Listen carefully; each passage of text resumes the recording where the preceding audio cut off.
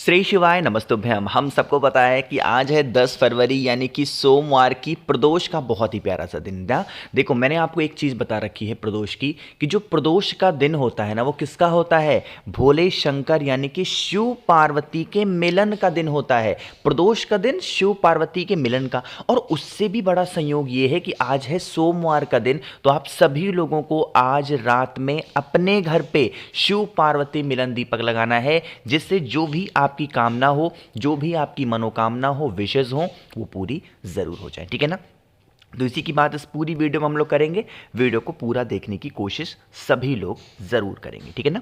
देखो सबसे पहले मैं आपको बता दूं कि शिव पार्वती मिलन दीपक लगाओ कैसे। मैंने रात में एक वीडियो आप लोग के लिए बनाई थी जिसमें मैंने एक ही दीपक के अंदर गोल बत्ती और लंबी बत्ती, लेकिन इस उपाय में हमें डिफरेंट तरीके को अपनाना है। क्या करना है? हमें दो दीपक को प्रज्वलित करना है। कितने? दो दीपक। अब एक चीज का ध्यान रखिएगा, जो दीपक आप इस्तेमाल कर रहे हो वो दीपक नया हो सकता है, वो दीपक पुराना हो सकता है, वो दीपक मिट्टी का हो सकता है, या फिर वो दीपक आपका किसका हो सकता है? आटे का हो सकता है। ठीक है ना? करना क्या है, आप सभी लोगों को एक छोटा सा काम करना है कि आप दो के दोनों दीपक में क्या डालोगे? आपको घी डालना है ना, क्योंकि हम यह उपाय किसी विशेष दिन पे कर रहे हैं, विशेष तिथि पे कर रहे हैं, इसीलिए घी डालेंगे। ठीक है ना? समझे? अब देखो घी तो डाल दिया, अब इस दीपक में बात करते हैं कि हमें भैया बत्ती कौन सी लगानी है। दो दिया लिया है, दोनों दीपक में घी डाल दिया। अब एक दीपक के अंदर आपको गोल बत्ती लगानी है। ठीक है ना? अब ये गोल बत्ती हम लगा क्यों रहे हैं? क्योंकि हम यह दीपक भगवान शिव के लिए लगा रहे हैं। तो आप सभी को क्या करना है? आपको एक गोल बत्ती का दिया। अब दूसरा जो बत्ती हमके लगानी है वो कौन सी लगाओगे? आप सभी को लंबी बत्ती की लगानी है। जब लंबी बत्ती का दिया हम लगा रहे हैं तो वो किसके लिए लगा रहे हैं? बताओ भाई, वो मां पार्वती के लिए लगा रहे हैं ना, तो इसीलिए तो बन गया शिव पार्वती ये दीपक। तो आप सभी को ये चीजें समझ में आई हैं। अब जो सबसे बड़ा सवाल होता है कि अब इन दीपकों को हमें जलाना कहां पे ना, सबसे बड़ी बात तो यही होगी। देखो जो आपके पास में पहला दीपक, सॉरी जो दूसरा दीपक है लंबी बत्ती का, आपके घर के अंदर बेल का पेड़ अवश्य होना चाहिए।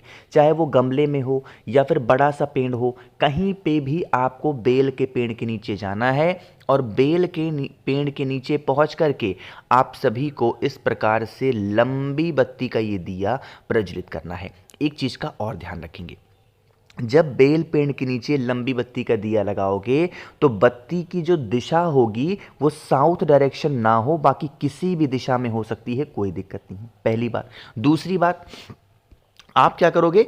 इस दीपक को प्रज्वलित करेंगे, आप इस दीपक को जलाएंगे। जब आप इस दीपक को जलाएंगे तो भोले शंकर और माता सती दोनों का स्मरण करते हुए दीपक को जलाएंगे। लेकिन जब दीपक को रखोगे तो डायरेक्ट धरती माता के ऊपर नहीं रखना है। दीपक के नीचे क्या रखेंगे? चावल के दाने को जरूर रखिएगा, इस चीज का ध्यान रखिएगा ना। तो आपने पहला दीपक तो लगा दिया। अब बात करते हैं दूसरे दीपक की। अब आप सभी लोगों के घरों में भोले शंकर की फोटो, मूर्ति, प्रतिमा जरूर होगी। अरे शिवलिंग है कि नहीं है घर में? शिवलिंग नहीं है, मैं आपसे हाथ जोड़ के विनती करता हूं, हर घर के सदस्य के पास, मतलब हर घर के अंदर शिवलिंग होना ही होना चाहिए। इस चीज का ध्यान रखिएगा, प्लीज ला करके रख लो। अपना छोटा भाई, बड़ा भाई, जो भी मानते हो, मुझसे नहीं लेना, मत लो भाई, मुझसे मैं नहीं कह रहा हूं, मुझसे ले लो, कहीं से ले लो, लेकिन लेके घर में रख लो प्लीज। ठीक? देखो अब क्या करेंगे, जो आपके पास में दूसरा वाला दीपक है कौन सा? गोल बत्ती का, अब उसे लगाएंगे। अब यहां पे जब लगाओगे तो अपनी मनोकामना के लिए किसका नाम लेते हैं? अरे बताओ भाई, कुंदकेश्वर महादेव। तो आप सभी को इस दीपक को किसके नाम से जलानी है? कुंदकेश्वर महादेव।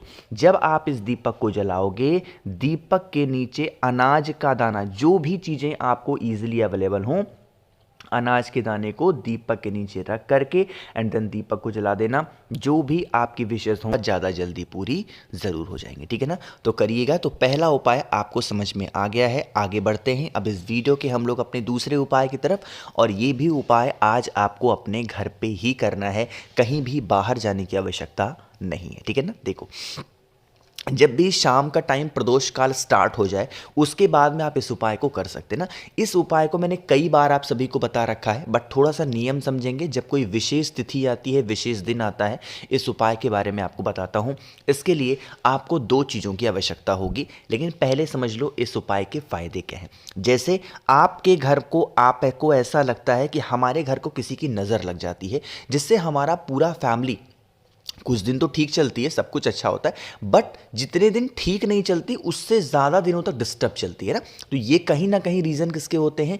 नज़र, टोने, टोटके, हाय लगने के ना। नज़र क्यों लगते हैं? जब आप बहुत ज़्यादा शो ऑफ करते हो ना अपने परिवार की खुशियों को लेकर के, नज़र तभी लगती है। मैं बार बार इसीलिए कहता हूँ, बहुत ज़्यादा फोटोज़ अपलोड करना बंद कर दो सोशल मीडिया पे, परिवार खुश होना स्टार्ट हो जाएगा, प्लीज़। ठीक है, देखो क्या करना है, आप सभी को लेना है इस तरीके से 11 काले तिल। कितने? मात्र 11 काले तिल लेनी है। अच्छा, फोटोज की बात आई आपको, आपने अभी मेरी शादी हुई है, 1 साल हो गया, अभी मैंने आपको बताया था, ऑफर रखा था मैंने एनिवर्सरी पे, कहीं मेरी फोटोज देखी आपने?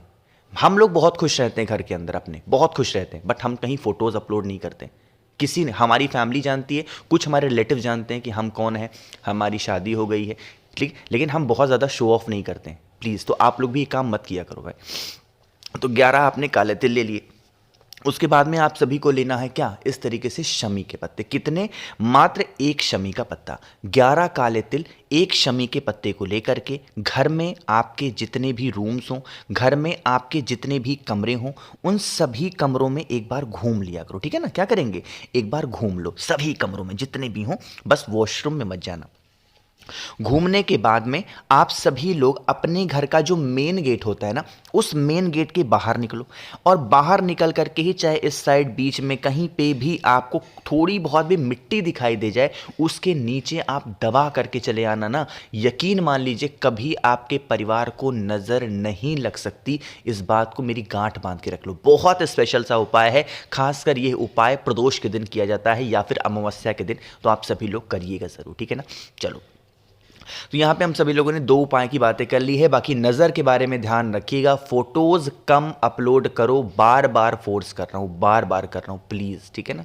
तो दो उपाय आपको समझ में आ गए हैं। आगे बढ़ते हैं अब इस वीडियो के हम लोग अपने तीसरे उपाय की तरफ, जो कि आप सभी को करना है पीले चंदन के साथ में। क्या बेनिफिट है, कैसे करना है, जल्दी से पहले कर दीजिए वीडियो को लाइक, और मेरे जितने भी भाई बहन आवाज़ आज मेरी पहली बार सुन रहे हैं, चैनल को ज़रूर सब्सक्राइब करेंगे, है ना। देखो, समझने की कोशिश करते हैं सबसे पहले इस उपाय को। यहाँ पे आप सभी को क्या दिख रहा होगा? पीला चंदन। तो बातें करते हैं इस उपाय के बेनिफिट क्या होने वाले हैं। तो अगर आपके घर में लोग बीमार बहुत पड़ रहे हैं, लोग रोगी बहुत बन रहे हैं, आप उनका इलाज करा के थक गए हो, आप उनकी डॉक्टर को दिखा के थक चुके हो, आप इस उपाय को करेंगे। इसके लिए आपको पीला चंदन लेना है। क्या लेना है? पीला चंदन। और हाँ, बहुत ज़्यादा मात्रा में लेना भी नहीं है, थोड़ा सा पीला चंदन लीजिएगा, लेकिन सूखा नहीं लेना है, गीला पीला चंदन लेंगे, ठीक। अब इतना करने के बाद में आप सभी को काला तिल लेना है। गिनती करने की कोई आवश्यकता नहीं है, बस एक चुटकी काला तिल लीजिएगा। देखो, मैं वही उपाय बता रहा हूँ कि जो आज आपके घर में अवेलेबल हो, कहीं आपको बाहर ना जाना पड़े ना, ठीक है ना। इतना ले लिया। अब इतना लेने के बाद में आपको जो सबसे ज़रूरी चीज़ है, महादेव की प्रिय चीज़, वो है आपको एक बेलपत्र लेनी है।